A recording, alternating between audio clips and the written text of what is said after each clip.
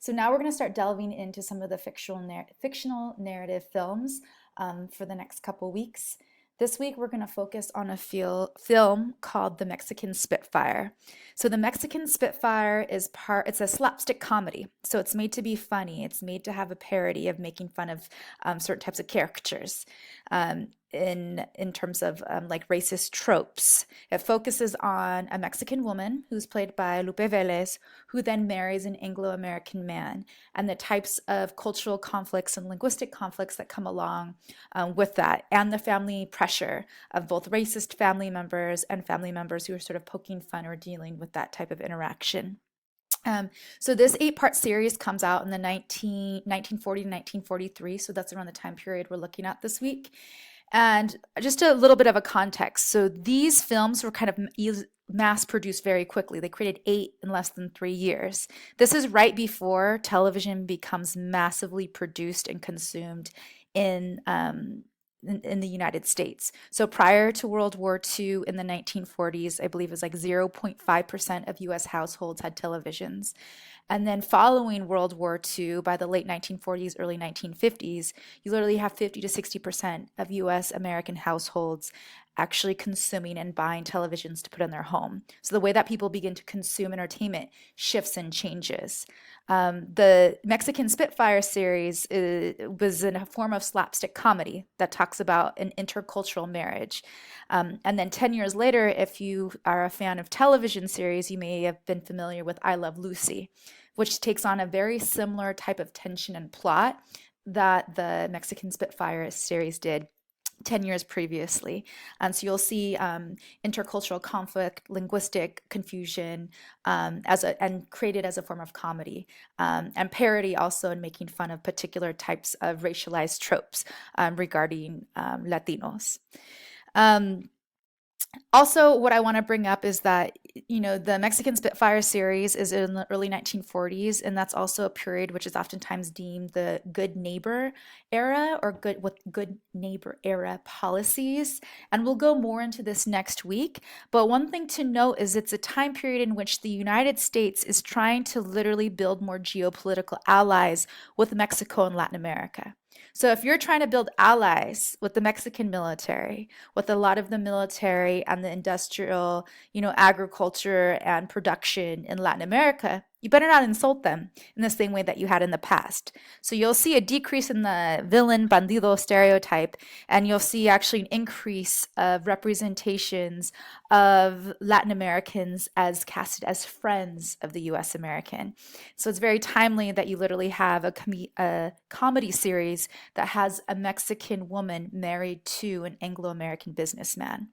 Another really interesting thing to think about in relation to this time period is that there was plenty of anti-miscegenation laws. And when I say anti-miscegenation, I mean anti-mixing, right? Anti-interracial marriages. And literally it wasn't until 1967 with Loving versus Virginia that in the United States, actually those laws were overturned.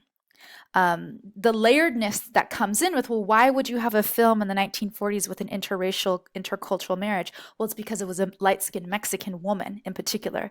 The ways in which Mexicans historically have been categorized and racialized in the United States while folks have been a racialized group, right, based on imperial history, those categories, like because race is a social construction, has changed over time.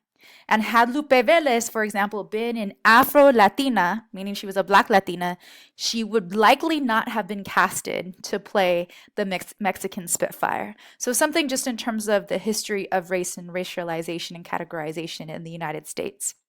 One of the readings this week we're gonna talk about is written by Charles Ramirez Berg, and he talks about performative excess. And he argues that yes, you have Latinos playing stereotypical roles, but because of their craft of acting and how they take on those roles, they are simultaneously playing a stereotype and subverting it at the same time.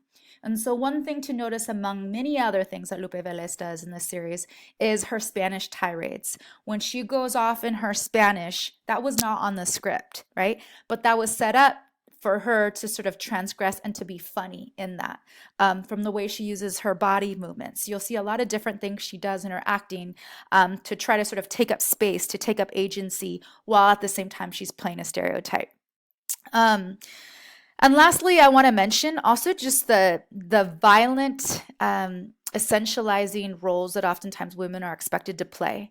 And so when you have someone like Lupe Velez, who was challenging norms of femininity, she was challenging certain norms around marriage, she got a lot of pushback from it and lot of judgment. And so she oftentimes had to carry the stigma of her public persona that she was then casted as, within her own private life. And so in the readings this week, you'll also read, Rosalinde Fregosa's article, sort of talking about how those pressures sort of play in regards to the way that a lot of Mexico and the Mexican government saw Lupe Velez, the way that a lot of Mexican and Mexican American youth actually enjoyed and loved Lupe Velez, and then Lupe Velez herself sort of transgressing certain norms and sort of navigating that till the end of her life, where she ended up committing suicide, while she was pregnant, with her child that came out of wedlock. So there's a lot of layers to it. I think there's an interesting layer between looking at the fact that Lupe Velez committed suicide, and the other mega Latina superstar at this time, Dolores Del Rio, ends up piecing out from Hollywood and returning back to Mexico, to star in roles in which she felt gave Mexicans more dignity. So it's really interesting to follow these women, to see how the gendered and racialized, pressures to rather completely play a stereotypical trope and or not be allowed to play, actual characters with dignity who are Mexican, sort of show in terms of the tension in Hollywood that we continue to see today, right? So a lot of things to chew on, a lot of things to reflect on. Please send me a message if you have any questions.